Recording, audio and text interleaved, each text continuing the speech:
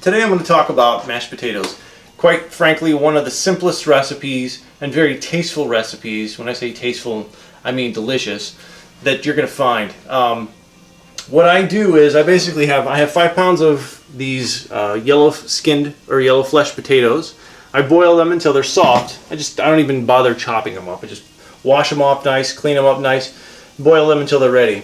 In a separate pot, what I do is I get about 5, 6, 7 cloves of garlic, again depending on how much garlic you like, and I mash and finely dice that garlic. I put in about a tablespoon of butter, tablespoon and a half, and if you like more butter, throw more butter in, not a big deal. But I like to keep it kind of light, and as you can see, what I'm doing is I'm lightly browning the garlic.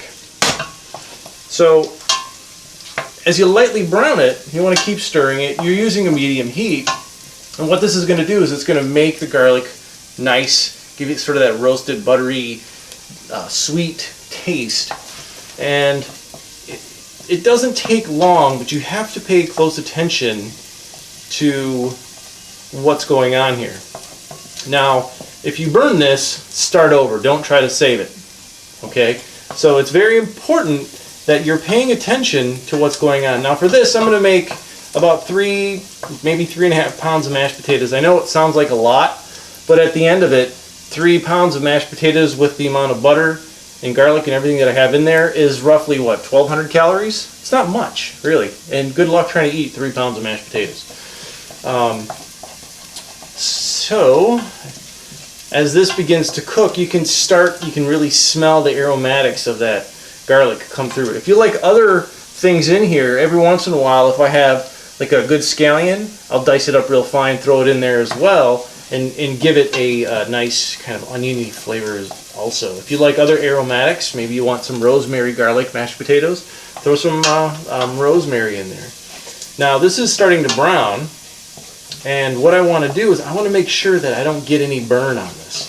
So I'm going to keep stirring this until I get to a point when the smell of that raw garlic is pretty much gone, and all you can smell is that sweet browned garlic smell. Let me turn the heat off.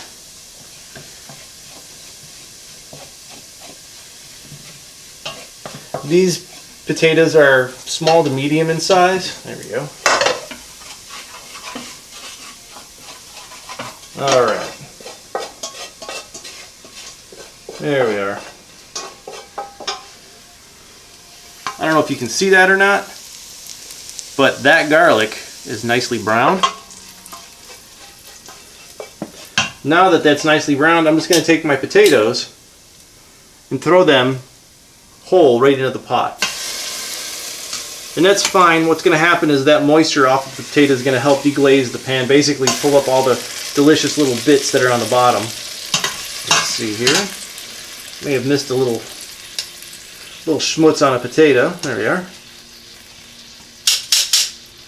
Normally I do this in the sink, but because I'm trying to show you how I work and what I'm doing, I'm not going to do it in the sink. And since I don't have a camera person involved, a cameraman, I don't feel like jockeying a camera around.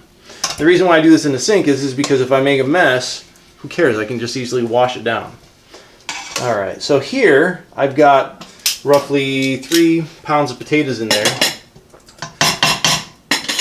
Now, next thing I do is I just take, this is one of my old battered knives. It's a great knife, right? Remember, this is not an ideal knife. I got this for free.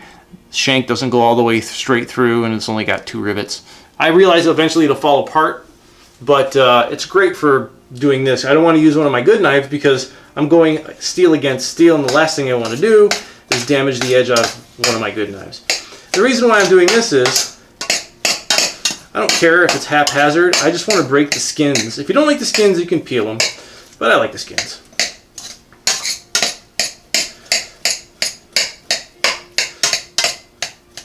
So this is going to cut the skins up for you.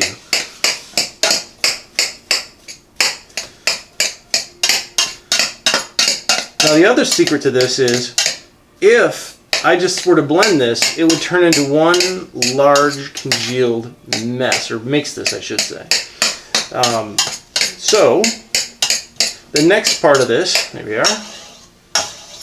The next part of this is to ladle in some moisture. Anywhere from half a ladle to a full ladle per potato, depending on the size of your potato. You don't want to make it too runny unless you really like runny mashed potatoes.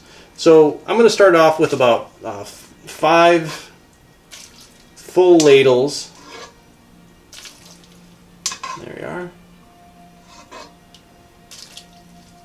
And then take a look. You'd be surprised at how much this moisture goes away. Actually, let me throw another one in there. Let me throw a 6th one in there. I'm going to throw in a bit of salt. Again, salt to taste. And since this is about 3 pounds of potatoes, I'm going to use a couple of teaspoons. Yeah, that's official. That's official teaspoon measurement right there. And again, potatoes will absorb the flavor nicely. So go ahead and go crazy with the pepper.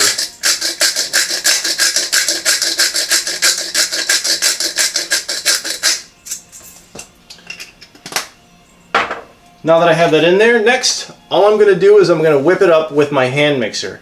And for that, I'm going to pause the camera because I don't think anybody wants to hear this thing whirring along. So I'll be right back. Okay, I'm nearly done. So I've had to add a few more scoops, a few more ladles. I got a very small ladle. So the reason why I said only use 4 or 5 ladles initially is because most people have a big full-size ladle. That's a tiny one. So I'm going to go ahead and whip this up a little bit. And it's nearly complete. If you want a smoother mashed potato, whip it for longer. If you like a chunkier mashed potato, whip it a little less. If you want something creamy, throw in a little bit of yogurt or some kefir.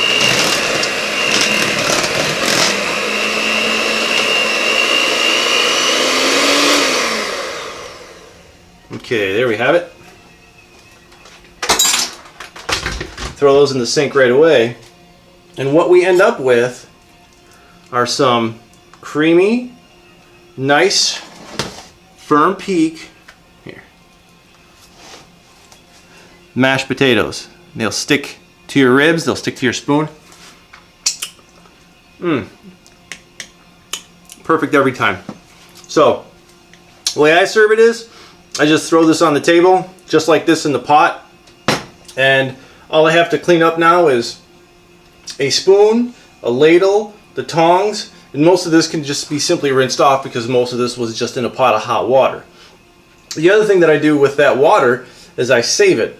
And the reason why I save it is I may make something else. If I want to make a soup, I may use that water to make a soup. Another thing that I will do if I'm not planning on to make a soup is if you have a garden or if you have herbs growing or something like that, that water is very nutrient dense. Potatoes by nature are very nutrient dense. When you boil them, you lose some of those nutrients. So what I'll do is I'll let that water cool off and then water my plants with it. Perfect fertilizer. You save yourself a ton of money. You don't have to fertilize all the time, worry about it. Just a little bit of this potato water works just great. So give it a shot. Easiest, most tasty mashed potatoes you will ever have, I promise. Thanks for watching.